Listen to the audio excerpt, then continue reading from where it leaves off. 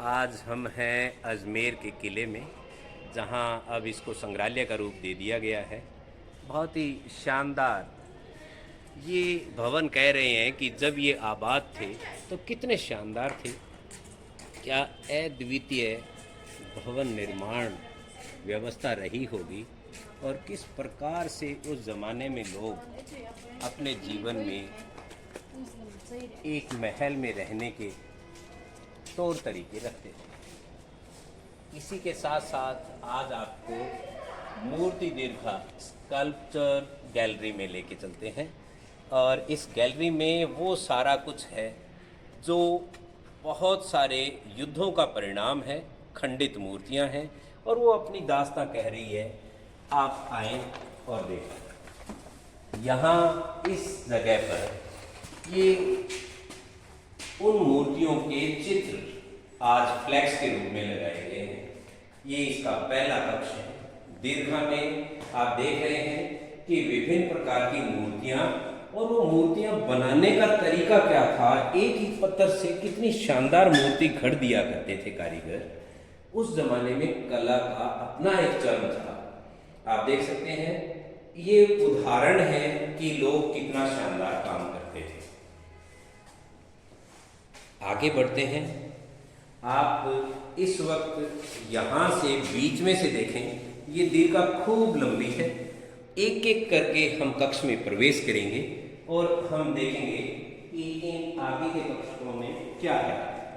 आप देखेंगे कि यहाँ हमारे पास शिव एवं पार्वती की खंडित मूर्ति 10वीं शताब्दी में बनी है। 10वीं शताब्दी की मूर्ति आप देख रहे हैं। अजमेर के किले में ये रखी गई है। आप इसी तरीके से आगे लगातार बढ़ेंगे तो शिवा की मूर्ति है। लॉर्ड शिवा 14वीं से 16वीं शताब्दी के मध्य का इसका उकेरण माना गया है पत्थर पर। और इसी तरीके से आगे विष्णु शेषनाग पर विष्णु भगवान विराजमान है। यह जो है 19वीं शताब्दी की मूर्ति है। नई मूर्तियों में से कह सकते हैं इसे। सूर्य देव की मूर्तियां अक्सर नहीं मिलती है। सूर्य देव की मूर्ति 14वीं शताब्दी की बताई जा रही है। 14वीं से 16वीं शताब्दी के मध्य इसका निर्माण हुआ है। आप देखें कि कितनी शानदार है। परंतु जब सभ्यताएं आपस में टकरा रही थी, आक्रांता यहाँ आ रहे थे, उन्होंने एक सभ्यता का प्रमाण मिटाने का ये तरीका था कि हर मूर्ति खंडित कर दी और भय पैदा करना बड़ा मकसद रहा होगा शायद उनका। और यही एक तरीके से परिवर्तन का तरीका होता है। आप देखेंगे आगे विष्णु भगवान की मूर्ति है। 10वीं शताब्दी की है, परंतु आज भी इसकी खनक चमक आप देखें कितनी शानदार है। कलाकृति को आप गौर से देखें, कितना तराशा गया है, जोरदार। आप देखें विष्णु भगवान का मुकुट और इस तरीके से चेहरा, आंखों का लो, देखो कितना गजब, नाक का नक्शा, गले में श्रृंगार, एक एक चीज आपको बहुत ही शानदार उकेरी है। आप देख रहे हैं, यदि इतना शानदार कला का कारीगर उस जमाने में था तो नमन तो बनता ही है। इसी तरीके से खूब सारी मूर्तियां हैं। आगे हम बढ़ रहे हैं तो ये विष्णु जी हैं। 4 भुजाधारी चित्र बनाया गया है इनका और ये मूर्ति जो है 4 भुजाधारी विष्णु जी की है। आगे के कक्ष में प्रवेश करते हैं।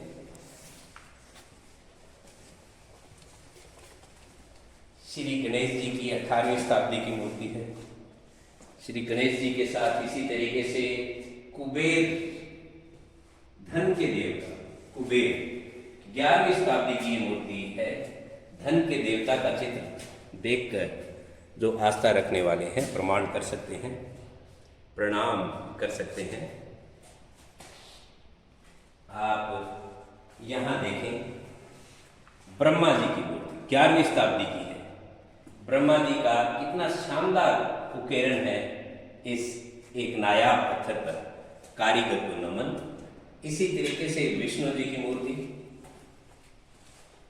और यहाँ लक्ष्मी नारायण जी की मूर्ति बनाने की कला देखें कितनी गजब की है, अद्वितीय। आप यहाँ एक जान पर इस तरीके से लक्ष्मी जी विराजमान है और आप इनका किस तरीके से ऊपर उठाया हुआ एक चित्र है, आप देखें बारीकी से, बहुत ही अद्वितीय, बहुत ही अद्वितीय।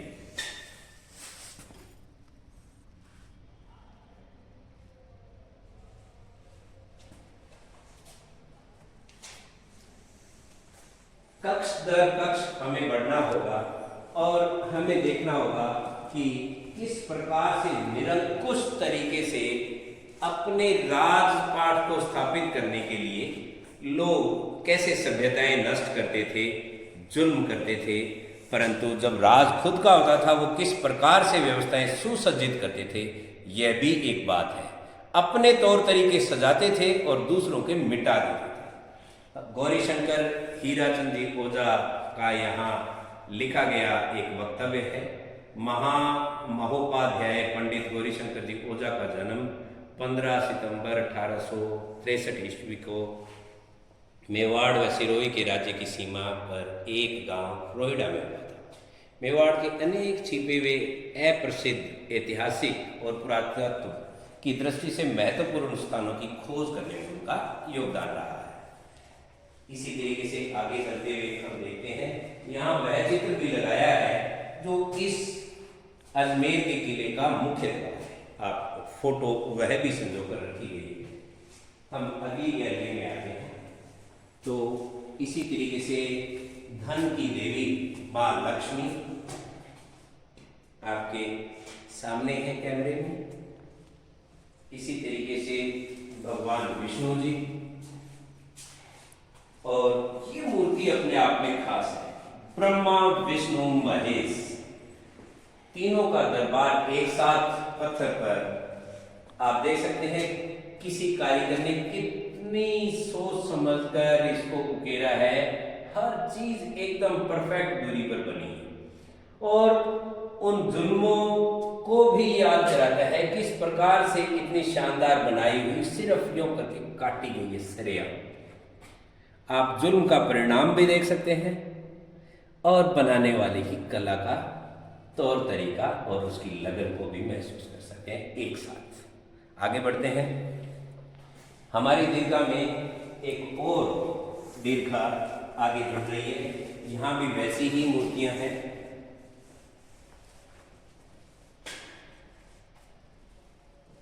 वराही 11वीं शताब्दी की, वराही 11वीं शताब्दी की मूर्ति है।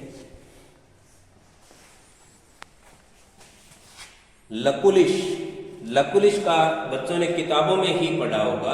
8वीं से 9वीं शताब्दी की ये मूर्ति है।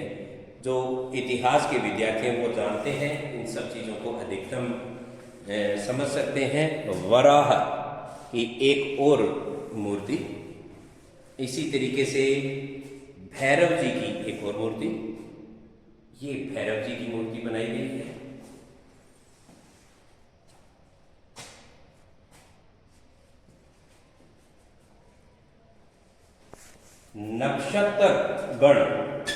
नक्षत्र पैनल 14वीं से 15वीं शताब्दी का ये नक्षत्र है।